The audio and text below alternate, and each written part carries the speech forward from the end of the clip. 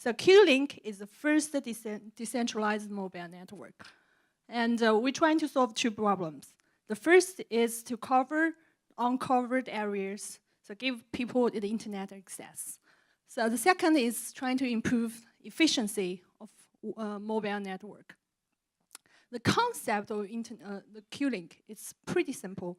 It's to register, sorry, I have to go back, is to register the telecom assets on the public chains, which including your Wi-Fi routers, your content and data, and your unused SMS, or any kind of physical base station in the telecom space.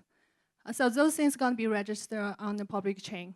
And all the ledgers generated between asset owners and asset users going to be kept on the QLink chains. And if you take one more step forward, think about this network, it's actually give everybody a chance to be the operator of your network and be plugged into telecom infrastructure and get a reward by sharing. So one of the biggest concepts we want to introduce is a QLink base station. It's essentially a hardware which is a telecom network expansion to support Wi-Fi and LTE. At the same time, it fully braces to the blockchain and support the POS and POW consensus mining. So it could be in any format. It could be at your home, at your office. And the business launch we are going to do is a cooperation with the Central Auto. Central Auto is an electrical vehicle maker in China serving the global market. And it's a logistic company. It's a manufacturer of logistic carts. And QLink is going to provide the vehicle base station that installed on the car. And the car will become the hotspot as it goes. At the same time, a node on the Internet of Things. So any data the car generated can transmit back to whoever wants the access. At the same time, as it goes, it can provide additional network coverage to the crowds that's needed. So, this kind of hardware gonna effectively bring down the cost of the heavy investment infrastructure in telecom industries. So we know a lot of countries, especially developing countries in the Southeast Asia, Africa, and South America, the people are demanding more data. For example, India. And on average speaking, one Indian can only enjoy 300 megabytes of data, which is 1/10 of US consumption right now.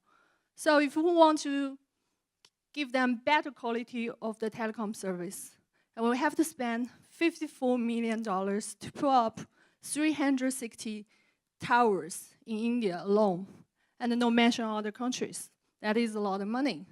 So what the QLink can do is put up the base station in the different formats and empower individuals to have the network and build the network by sharing through the sharing protocols. So besides the hardware, this is the telecom architecture we introduced, which essentially going to support all the sharing protocols. And three are core parts. The first is the QLink app, including the QLink mobile app and desktop. And the user can register telecom assets on the QLink blockchain and again gain access to the network and at the same time and browse the content. The second part of our developments is the QLink chain and public chain. We fully adopt Neon because Neon have a high TPS, which is fits in the feature of telecom industry. So we're gonna work with anthology teams, develop the QLink chain, which is fully concentrated on the telecom industry and fit into the feature of the high TPS and essential. Between those two chains, they're gonna be cross-chain protocols and make sure the communication between the two chains are properly running.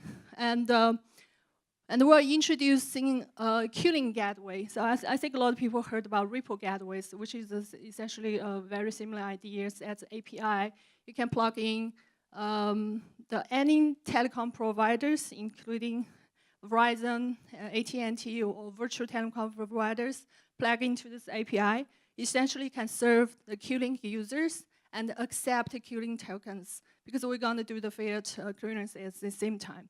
So this gateway will provide any telecom providers additional revenue stream. So, and here I want to introduce the man behind those ideas, our co-developers. Those three young men have been working together over 3 years on the previous startups, UU Mobile.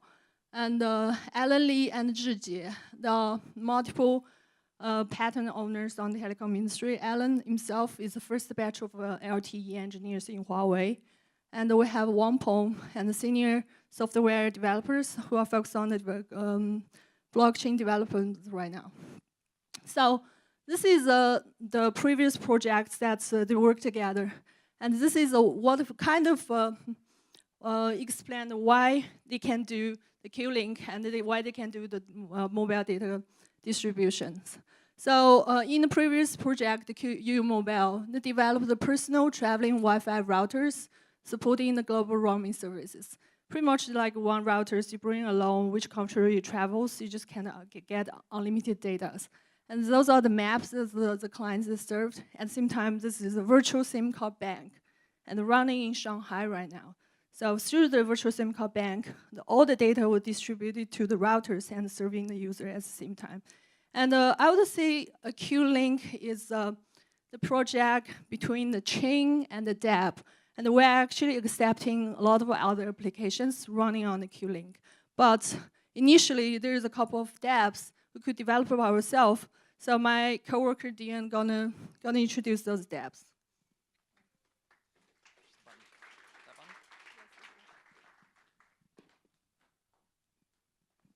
G'day. So as Susan said, there are a bunch of applications that are going to be possible to be built on top of all the technology that Susan just described. And the first one is a Wi-Fi sharing platform. Now, that doesn't look right. But there's a bunch of things that we feel that we can really improve upon the current Wi-Fi sharing methods. The first one, and perhaps the most important one, is security. So if you go home tonight and you open up Google and you punch in, how can I steal a Wi-Fi password? You're going to find plenty of information on how to do exactly that. Because at the moment, the current method of sharing a Wi-Fi password is something called a four-way handshake. And it's relatively simple to be able to capture that password during that process, and then the connection's been compromised. So we use blockchain to register the Wi-Fi asset onto the chain, and then we can use P2P. We can authorize the P2P transmission of that password direct from the hardware device to the user's phone, and we can kind of secure the Wi-Fi connection a lot better that way. Secondly, we can incentivize sharing a lot better. So there isn't really a lot of incentive to share your Wi-Fi connection at the moment, unless you're something like a coffee shop or an airport lounge. You're just really doing it as an extra convenience to your customers. And even then, on larger scale deployments, it can become quite expensive to deploy that technology. So the businesses will generally look to something like advertising to kind of offset those costs. So QLink offers a few different options there to help make that easier. First of all, I mean, once you've registered your Wi-Fi to the network, you don't have to pay any ongoing costs.